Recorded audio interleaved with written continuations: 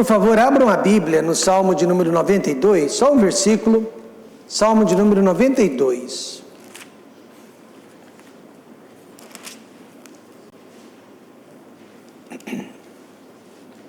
Hoje nós vamos falar sobre o poder da verdadeira adoração. Nós que viemos adorar a Deus nesta manhã, precisamos saber como fazê-lo. E o salmista nos ensina. Ele diz no Salmo 92:1: bom é louvar ao Senhor e cantar louvores ao teu nome, ó Altíssimo. Ele está dizendo que é bom louvar a Deus e bom também é cantar louvores ao nome de Deus. E um dos nomes que ele cita, Altíssimo. Para isso que viemos, né? Para isso que estamos aqui, para louvar a Deus. Isso é bom, isso faz um bem muito grande para o nosso espírito, para a nossa alma, porque nós somos adoradores por natureza. Você talvez não saiba disso, mas você está adorando. Você está adorando alguém, você está adorando alguma coisa. É impossível não ser um adorador.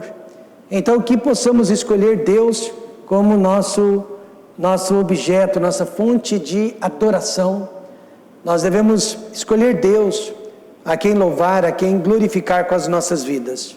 Querido Deus, eterno Pai, nós queremos ser verdadeiros adoradores, nós queremos te adorar em espírito e em verdade. Fale conosco através da palavra nesta manhã, porque nós somos adoradores e precisamos saber o que estamos adorando, a quem estamos adorando neste dia. Abre o nosso coração e dá-nos entendimento. No nome de Jesus, amém. Se adorar a Deus é algo tão bom assim, por que não o adoramos ainda mais e mais e mais? Se cantar louvores é algo tão bom assim, por que você e eu não cantamos ainda mais e mais e mais? A resposta principal é o fato que nós não somos gratos e nem sabemos demonstrar gratidão. Nós não sabemos agradecer nem a Deus e muito menos aos homens que Deus tem colocado em nossas vidas e que de alguma maneira tem nos abençoado. Há muito equívoco também sobre a verdadeira adoração. Alguns pensam que é chorar e gritar de alegria. Outros pensam que é pular, dançar e cantar de alegria. Eu já estive em cultos onde tudo isso aconteceu. Agora, se isso fosse verdade, então as pessoas tristes e deprimidas não teriam como adorar a Deus, pois elas não teriam como se expressar desta forma física. Quem consegue pular e dançar enquanto está passando pelo vale da sombra da morte? No entanto, Jesus disse em Mateus 5:3: bem-aventurados os pobres de espírito, porque deles é o reino dos céus. Talvez, irmãos, o melhor momento para se adorar a Deus é quando estamos tristes, é quando estamos desanimados, é quando parece que o mundo está pesando sobre as nossas costas. Talvez este seja o melhor momento para transmitir a Deus o verdadeiro louvor. Quando eu era jovem, alguns amigos tentaram me convencer que a adoração a Deus precisava envolver uma bateria e guitarras elétricas no meio de um culto. Aí eu fui ao meu pastor, na dúvida sobre o que era adoração. Aí ele abriu a palavra, me mostrou na Bíblia que adoração é aceitar e fazer a vontade de Deus. A adoração é aceitar e fazer a vontade de Deus. Aí ele falou de Abraão. Abraão ofereceu o seu filho Isaque em sacrifício. Jó, ele aceitou a perda dos seus 10 filhos, a perda da sua saúde e de todos os seus bens. Meu pastor então fechou a Bíblia e me disse: quando você aprender a aceitar a vontade de Deus, como esses homens, aí você estará louvando a Deus. A música sacra, aquela que cantamos na igreja, sempre foi um meio de comunicação com Deus. Mas hoje em dia, ela tem sido usada como meio de comunicação entre o homem e o homem. Agora nós estamos cantando para a plateia, nós estamos cantando para a igreja. e não mais para o Senhor. Depois de perder um filho, os pais fecharam os olhos no quarto do hospital e cantaram juntos este hino. O que queres, Senhor? O que queres, Senhor? Não minha vontade, mas tua. O que queres, Senhor? O teu plano é melhor. Faze tua vontade, Senhor. Te amo e sirvo com todo prazer. Te dou minha vida e ser. O que queres, Senhor? O teu plano é melhor. Faze tua vontade, Senhor. Não havia barulho naquele quarto, só havia o silêncio da noite. Não havia alegria, com certeza, só havia tristeza. Mas quantos concordam que aqueles pais ofereceram a Deus o verdadeiro louvor? Sabe o que está faltando na vida de nossas igrejas e mais particularmente na vida desta igreja? Adoração a Deus. Agradecer a Deus tanto pelas vitórias como também pelas derrotas que Ele permite em nossas vidas para o nosso crescimento espiritual. Quando fazemos isso, aí tudo melhora em nossas vidas. Hoje de manhã vamos ver 3 chamadas para adoração a Deus que encontramos na Bíblia. A primeira é esta: é melhor adorar do que entrar em pânico. É melhor adorar do que ser uma pessoa pessimista. E é melhor adorar do que ficar habitando nos problemas. Primeiro, a palavra de Deus ensina: é melhor adorar a Deus do que entrar em pânico. Jesus disse: tenho-vos dito isto, para que em mim tenhais paz. No mundo tereis aflições, mas tende bom ânimo, eu venci o mundo. Eu sempre ouvi dizer que o mundo era um lugar de sofrimento, mas eu só acreditei nisso depois que me tornei uma pessoa adulta e casada, porque quando jovem eu achava que eu era uma pessoa invencível, que nada podia me atingir, nada podia me tocar. Porém Jesus garante: no mundo tereis aflições. Criancinhas, jovens e adultos, no mundo tereis aflições. E agora o que vamos fazer? Entrar em pânico? Não. Jesus disse: tem de bom ânimo, eu venci o mundo. É muito fácil adorar a Deus quando tudo está certinho em nossas vidas. É muito fácil ser amigável com as pessoas e trabalhar no reino de Deus quando tudo está bem. Mas o que fazer quando o sofrimento bate à porta da casa? Muitas pessoas, elas entram em pânico, agem como que se Deus não existisse mais e não se importasse com elas. É fácil pular e dançar ao som de uma bateria elétrica, mas como é difícil agradecer a Deus por um espinho na carne. Veja então 4 situações que levam pessoas ao pânico. Primeira, problemas com a saúde. Talvez seja a razão número 1. Talvez este seja o problema principal na vida das pessoas: medo de morrer e medo de se tornar uma pessoa com algum tipo de deficiência física.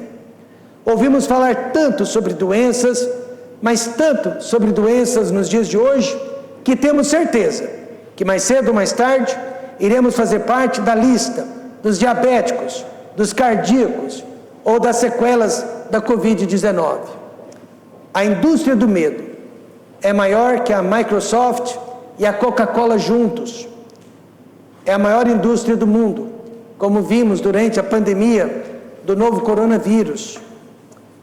Na formatura de medicina da nossa médica em Goiânia, doutora Aline, um dos professores que foi para a Ninfo, ele disse para todos nós, mas principalmente para os formandos, com bastante propriedade que a indústria do medo degenera a ética médica, prejudica o emocional das pessoas e, é claro, enriquece cada vez mais a indústria farmacêutica. Cada vez que a chamada ciência abaixa os níveis saudáveis de colesterol e glicemia, a indústria farmacêutica fica bilhões e bilhões de dólares mais rica. O cirurgião cardíaco da minha mãe me disse quando ela estava ainda viva: cuidado, você provavelmente terá os mesmos problemas cardíacos de seus pais. Porém, ele nunca levou em conta o estilo de vida de meus pais, apenas o fator hereditário. E apesar dele ter sido mais novo que meus pais, ele já morreu. E o meu pai, com 84 aninhos de idade, está bem, graças a Deus. Irmãos, não precisamos de um médico para nos dizer que estamos morrendo. Todos nós sabemos disso. A Bíblia diz: portanto, como por um homem entrou o pecado no mundo, e pelo pecado a morte, assim também a morte passou a todos os homens, por isso que todos pecaram. Então, nisto, a ciência tem razão. A morte é um fator hereditário, que nós herdamos de nossos primeiros pais, que pecaram, Adão e Eva. Mas a boa notícia é que o tempo da nossa vida não está nas mãos dos médicos, não está nas mãos da ciência. O tempo da nossa vida ainda está nas mãos de Deus. Se não me engano, foi o famoso missionário David Livingstone quem disse: não quero viver nenhum minuto a mais além do que Deus tem determinado para mim. E o Salmo 39:4 diz: faze-me conhecer, Senhor, o meu fim e a medida dos meus dias qual é, para que eu sinta quanto sou frágil. Nós somos frágeis. Não importa se você tem o melhor plano de saúde, não importa se você frequenta uma academia 5 vezes por semana, não importa que você tenha dinheiro para lidar com todas as situações difíceis, nós somos frágeis. E quanto mais frágil você perceber que é, mais precisão você vai ter de Deus, mais necessidade de Deus, mais interação com Deus você vai ter.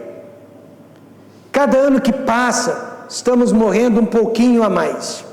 E os exames de laboratório irão nos mostrar isso. Mas nessas horas, é melhor adorar a Deus do que entrar em pânico.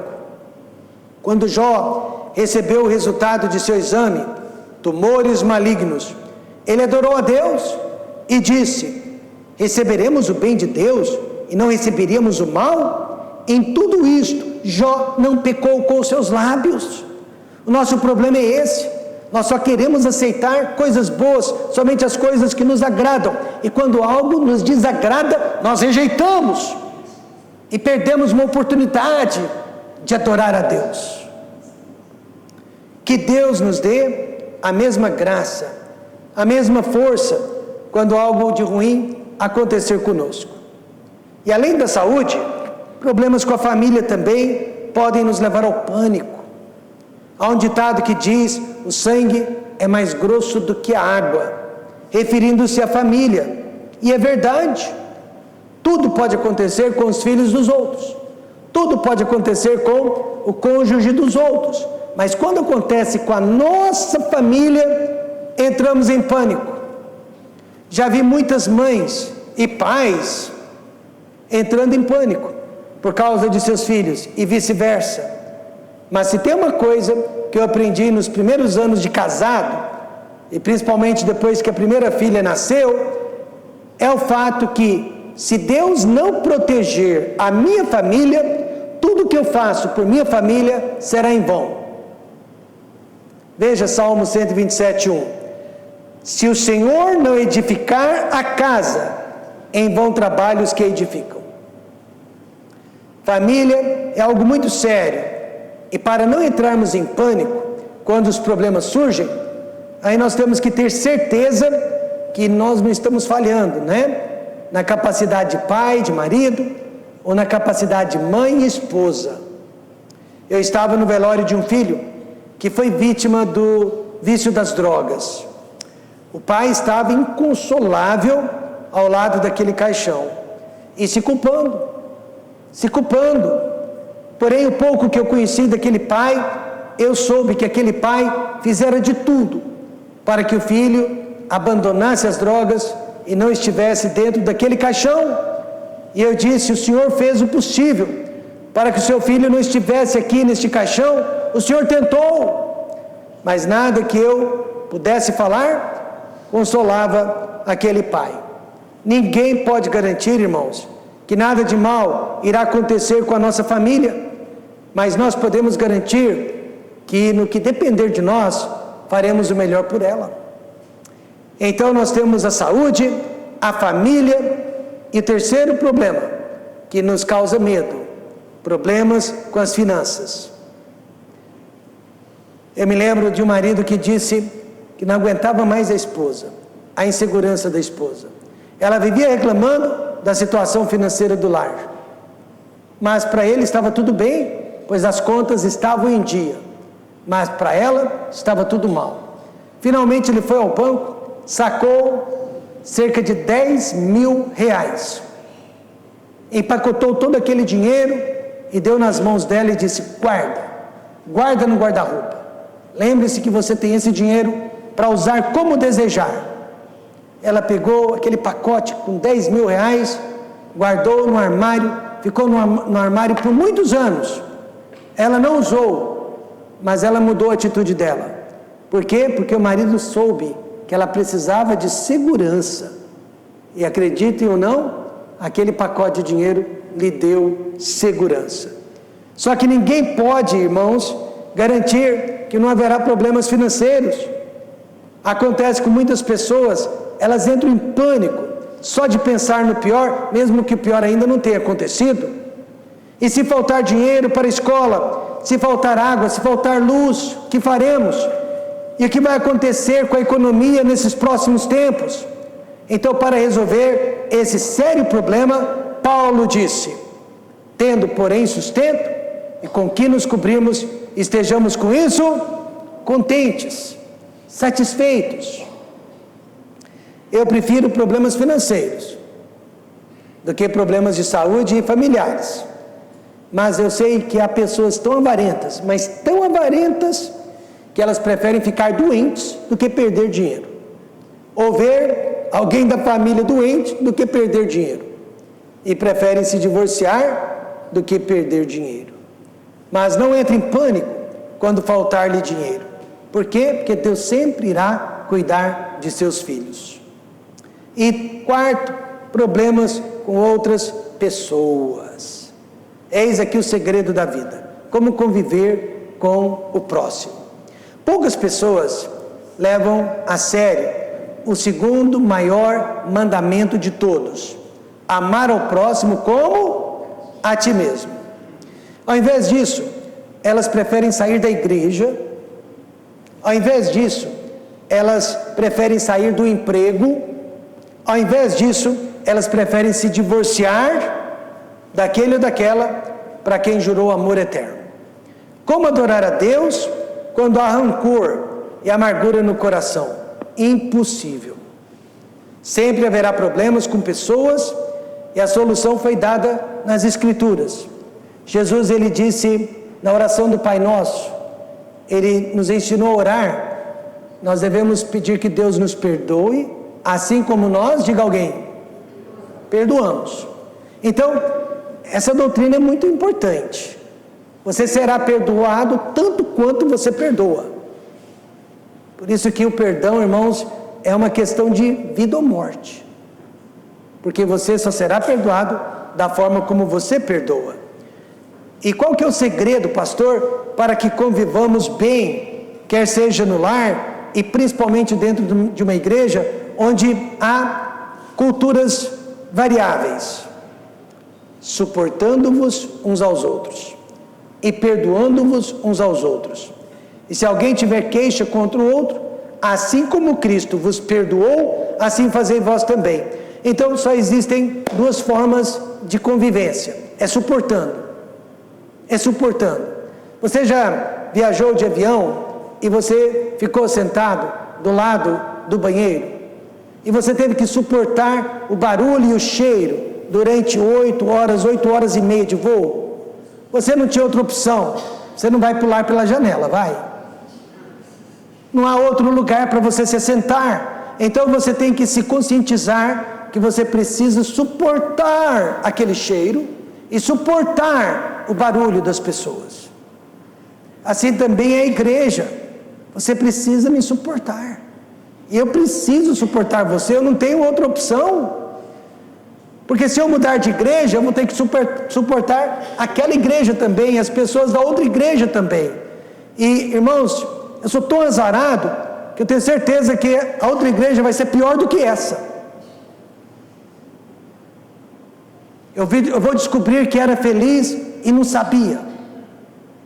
E a outra questão é perdoando, porque nós vamos sempre nos ofender e sempre vamos ser ofendidos e ofender os outros. Poucas pessoas seguem a Bíblia nessas horas e a maioria de nós segue o coração. O homem, quando tinha 18 anos de idade, ele estava no 3º ano do colegial, hoje seria o 4º ano do ensino médio, e um professor de matemática foi injusto, e ele sentiu tanto rancor no coração contra aquele professor, que abandonou a escola, no 3º ano, último ano do colegial. Para piorar a situação, ele nunca mais retornou à escola, mas ele era um aluno promissor, ele queria fazer economia na faculdade, mas nunca mais voltou a estudar, e os anos se passaram, nunca conseguiu sustentar bem a sua família, e nunca teve uma profissão definida. Por quê? Por causa do rancor contra um professor, amargura contra um professor. Não é à toa que a Bíblia diz que a amargura só serve para prejudicar a si mesmo. Gálatas 5,15 diz: se vós porém vos mordeis e devorais uns aos outros, vede, não vos consumais também uns aos outros. Então Paulo, sabendo da nossa tendência de amargura, nossa tendência de chateação e de ofensas, ele disse: apenas tomem cuidado, para que no meio de tantas desavenças, vocês não estejam se devorando. Como adorar a Deus quando estamos em pânico da saúde, família, finanças e nos relacionamentos? Como? Entregando tudo a Deus, irmãos. O salmista disse: entrega o teu caminho ao Senhor, confia nele e ele o fará. É melhor adorar do que entrar em pânico. Segunda lição: é melhor adorar do que ser pessimista. Hebreus 10:38 diz: mas o justo viverá da fé, e se ele recuar, a minha alma não tem prazer nele. Eu sei que a gente gosta de viver da visão, né? Mas a Bíblia diz: da visão não, só da fé. Fé e pessimismo não andam juntos, um não pode existir ao lado do outro, ou você é uma pessoa de fé, ou uma pessoa pessimista. Temos que escolher acreditar nas promessas infalíveis de Deus ou não. O pessimista é aquela pessoa que reclama do barulho na porta de casa, quando na verdade aquele barulho é a oportunidade batendo.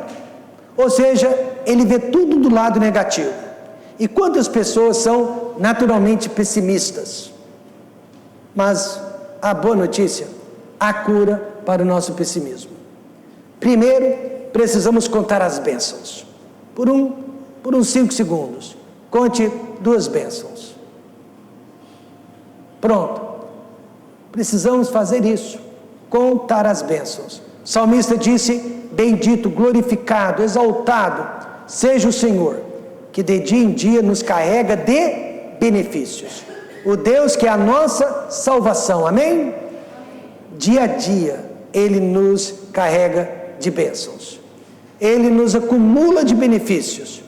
E até é impossível enumerar todas as bênçãos, mas nós temos que tentar fazer isso. O problema é que muitas vezes nós agimos como o rei Davi, ao invés de olhar para tudo que Deus já havia lhe dado. já havia lhe confirmado o reino, havia lhe dado várias esposas, o que lhe era permitido naquele tempo, havia lhe dado muitos, não poucos filhos, havia lhe dado muitas riquezas, fama, havia lhe dado todos os inimigos ao redor, ele havia conquistado todos os territórios, havia lhe dado uma saúde praticamente perfeita. Mas o que Davi fez? Olhou para o que Deus não havia lhe dado, a esposa de Urias. E nós somos assim também, meus amados. Por isso somos pessoas pessimistas, olhando sempre para o negativo, quando há 1000 positivos. Eu me lembro quando eu era aluno da universidade, nosso presidente dizia: jovens, parem de olhar para os 10% de problemas que há na nossa escola e passem a olhar para os 90% de bênçãos. E o espírito vai mudar, a atitude vai mudar. E eu posso dizer o mesmo em relação à família, em relação ao esposo, em relação à esposa. Pare de olhar para os 10% de defeitos que há na sua família, que há no seu marido, que há na sua esposa, e passe a olhar para os 90% de bênçãos. E você será uma pessoa mais feliz. Precisamos parar de sermos pessimistas e contar tudo de bom que Deus tem feito por nós desde o dia que aceitamos a Cristo. E também precisamos esperar pelo melhor, não pelo pior. Por que pelo melhor? Porque é uma promessa de Deus e sabemos que todas as coisas contribuem juntamente para o bem daqueles que amam a Deus, daqueles que são chamados segundo o seu propósito. Mas como que eu posso admitir que essa pedra que caiu no meu dedo e quebrou o meu dedo foi para o meu bem? Porque a palavra de Deus diz que tudo contribui para o bem. Paulo disse: todas as coisas, quer dizer boas ou más, contribuem para o nosso bem, para o nosso crescimento espiritual, para a nossa aproximação com Deus, para nos dar sabedoria. Precisamos enxergar a vida com mais otimismo. Quando o gigante Golias desafiou os soldados de Israel, os soldados pensaram assim: ele é grande demais, não podemos resisti-lo. Mas o menino Davi olhou para o gigante de 3 metros e pensou: ele é tão grande, eu não tenho como errar o alvo, eu posso lançar a funda de olhos fechados, que com certeza eu vou acertá-lo. Isso quer dizer que tudo na vida é uma questão de atitude. É como você e eu estamos analisando e percebendo o problema. Como aqueles 2 vendedores de sapatos foram levados para uma ilha onde havia mais de 200 pessoas descalças, sem sapatos. Mas o primeiro vendedor olhou para todos os pés descalços e ele disse para a loja: não adianta vender sapatos, aqui ninguém usa sapatos. O outro olhou para os mesmos pés e disse: me mande 12 pares de sapatos, porque eu tenho, melhor dizendo, 200 pares de sapato, porque eu tenho 200 compradores. Então é tudo uma questão de atitude, e nós temos que vigiar tanto a nossa atitude. Hudson Taylor, ele disse: se você espera grandes coisas de Deus, quantos esperam grandes coisas de Deus? Completando, então faça grandes coisas por Deus. Nós queremos viver uma vida medíocre, né? Espiritualmente falando, e esperando que Deus derrame as maiores bênçãos da eternidade sobre nós. E nesse sentido, nós temos muito que aprender com os nossos irmãos pentecostais. Porque eles tentam fazer grandes coisas por Deus, porque eles esperam grandes bênçãos de Deus. E nós não. Nos acomodamos na nossa vida cristã, mas queremos que Deus abra as janelas do céu e derrame bênçãos sem medida sobre nós.